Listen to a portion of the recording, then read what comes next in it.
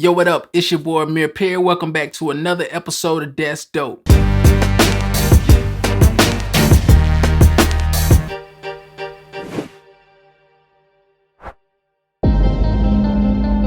If this your first time here or you're watching this and you're not subscribed to the channel, I would love for you to subscribe to the channel. Make sure you subscribe and hit the bell notification so you can get an alert every time a new video is uploaded, alright? So, since it dropped, I've been listening to this new Kanye album. Like, that's the only thing I've been kind of vibing out to. I have to say it's not my favorite Ye album. I think it's a solid album. I think it's, well put together, but definitely not my favorite album. That gotta go to either my Beautiful Twisted Dark Fantasy or Graduation.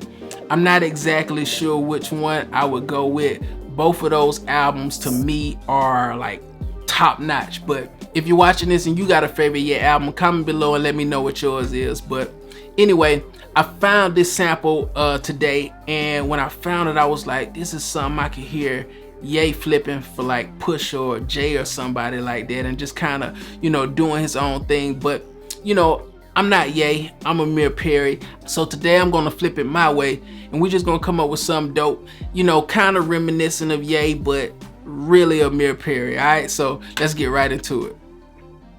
Alright, so the first sound we got is actually a vocal sample that came with my computer when I bought it. Apple actually comes with a crazy sound library when you buy it or when you download. It's either Logic or GarageBand, one of them. But anyway, it's a vocal sample. I took it, I slowed it down, and I added some reverb to it, but it sounds like this.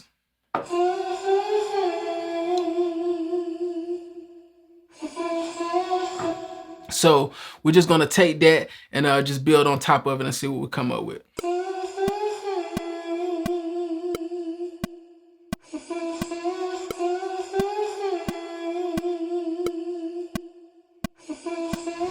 Alright, so up next we got another vocal hit, and I actually added some distortion to it, and I added like a big delay to it, so it just kind of gives it a certain type of texture. I like to do that with samples. If you watch my video on how to create your own samples, I kind of go through how I'll add like distortion and stuff just to give samples a different type of feel.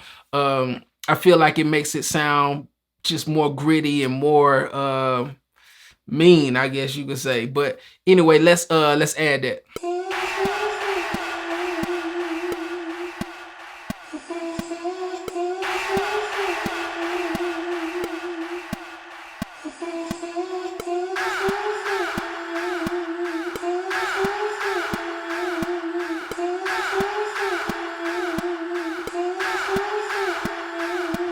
Alright, so up next we got another vocal sample. It's just a hit that sounds like this. And to be honest, I don't know where these samples come from. I just got like so many different folders of sounds, and I just kind of go through them until I find something I like. Some of the samples I've sampled some of them. Some of them I just got them from friends or my brother or Marlon or somebody, because they have like so many sounds and sample packs sometimes that they'll share with me. And it'd be little gems in there. You just gotta go in and kind of, sometimes manipulate them or play with them, add effects and stuff just to give them your own little flavor. When you run across samples that you really like, remember, you don't have to use the sample just like it is. You can add stuff to create certain textures or whatever. So experiment. People always ask me, like, where do your sounds come from or where do you get stuff from? But I'll take a sound and I'll flip it and make it completely different than what it was intended to be or what it sounded like, initially. So you just got to experiment. But just so happened this sample, we didn't do anything to it, but I'm just saying for the future for you guys out there. But let's add that.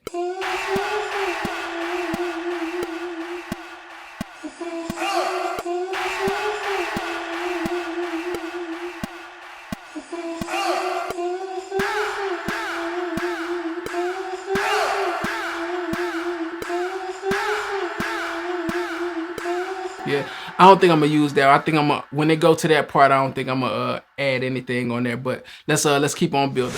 All right, so up next we're gonna add some bass. I got this bass sound, it's called Scarby J bass, and it's actually out of contact. When I'm looking for like a realistic bass sound, this is probably like my go-to sound out of all the sounds I have, cause you can play it certain ways and it feels like a real bass player. I actually did a remix to J. Cole Middle Child where I added like some live instruments, and you would hear it and you would think that it's a live bass player that's playing it, but I'm actually playing this sound, but I'm playing it in a way to make it feel like a live bass player is playing it. That's everything except for the end of it. The end part, that when it goes to the breakdown on that song, my brother is actually playing like a live bass on that. Anyway, let's add that bass.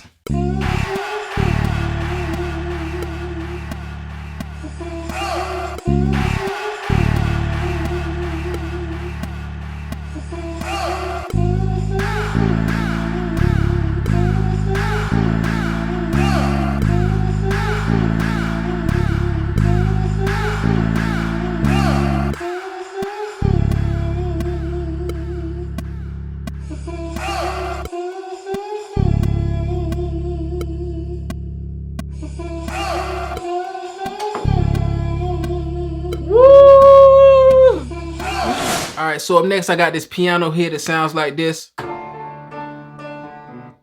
right, but we're only gonna be using like a little part of it, and we're gonna pitch it up, or probably do something like this. So let's go ahead and add that.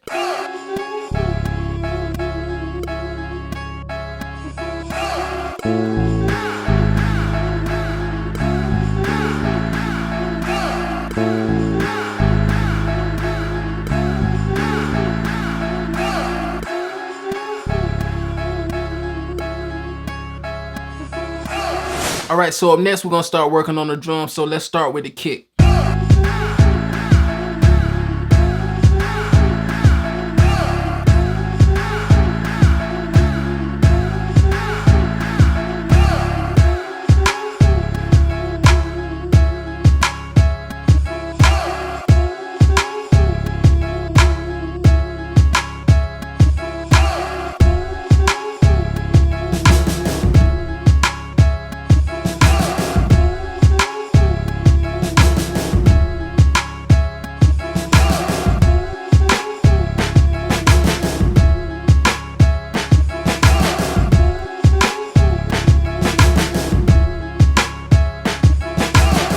All right, so the next thing I'm adding is like this little hi-hat loop. It sounds like this.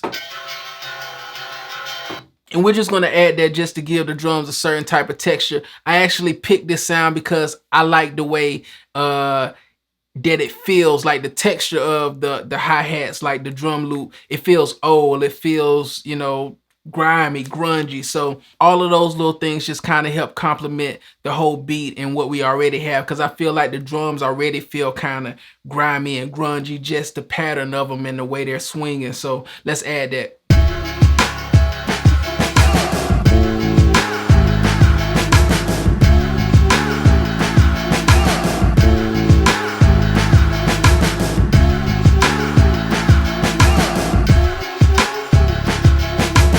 So to be honest with you, I really don't think this beat needs a whole lot. You know, these type of beats, man, they really just made, for me, to me anyway, they're made for the artist to just get on and go off. Like there's a particular song on Ye album called Follow God, I think. And I love that record because it's just him. I feel like it's something about the cadence and the bounce of the way he's rapping with the beat, but there's not a whole lot going on. It's just certain beats, man. It's just all about that boom bap and the way that makes you feel and the bounce of the drum. So to me, this is one of those type of beats. So I'm gonna add the 808 and then we're gonna listen to it from the top.